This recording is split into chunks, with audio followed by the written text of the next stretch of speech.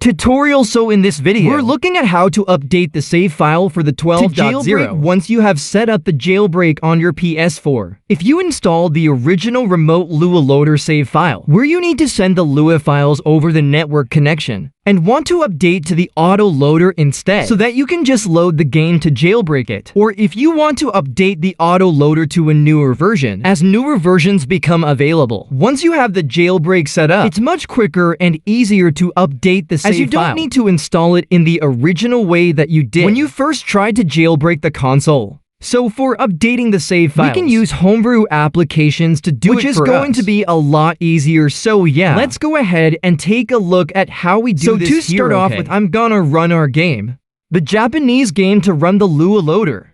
And the version I have installed here is the original version, which is the remote version. So I have to send the Lua files over the network, and I'm gonna swap it out with the autoloader instead.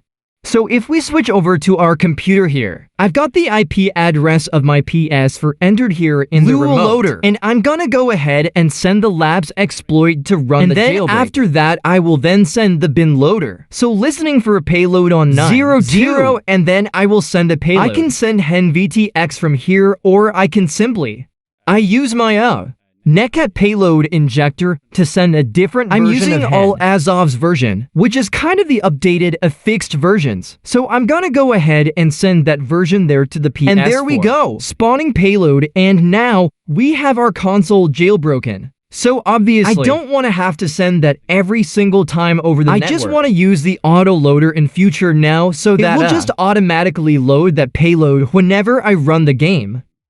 So in order to update the save file, what we're gonna do, first of all, is get a piece of Homebrew onto our PlayStation 4. So in order to do this, we're gonna switch on over to our computer again, and we're gonna head to the Homebrew store, which is at kgd-zone.com. And then from here we can find from the most popular apps here, we've got the Apollo Save tool. This is the program we want to download. So we will download this for PS4. I would also recommend just getting the Homebrew store here if you don't already have it, because then you can install all of these Homebrew applications directly onto the PS4 itself by heading to the Homebrew store and downloading it for PlayStation 4. That is the easy way to do it there. So I'll go ahead and do that as well. And so now we just want to get a USB connected drive to your computer. Go to Properties, make sure it is set to FAT format, or FAT3 to format for the file system. Then if we head into that USB and just copy our packages to the root of the USB drive. Do not put them inside any folders. And then at that point, we can just go ahead and eject our drive and plug it into our PS4. Okay, so on the PS4, we're gonna head over to our settings and scroll down to the debug settings. If you have GoldHEN available, then you can just head to the GoldHEN menu options and go to the package installer. With this version of HEN, we need to go to debug game package installer,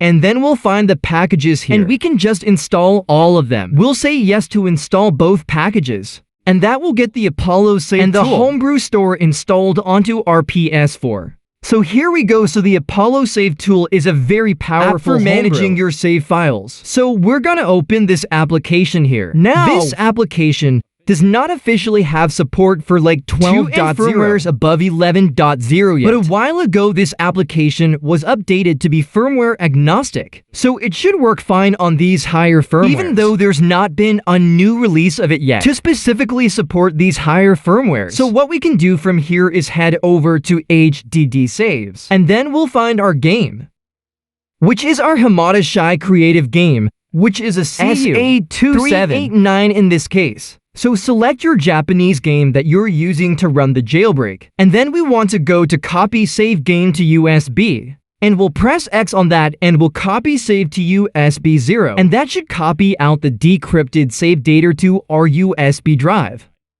So from there, we can head back over here to the Apollo Save tool. We can go to USB saves, and we can see the save file that we exported is showing up here. So now what we can do is unplug and plug it back into our computer. Okay, so now we can head to the autoloader, go to the code and download it as a zip file or whichever version of the Lua loader you want to use for your save file. So then if we open up that USB drive, we can go to the PS4 Apollo folder, and then we've got a folder in here that contains all of your decrypted save data, and we can basically delete all of the save data in here apart from the SCE system folder.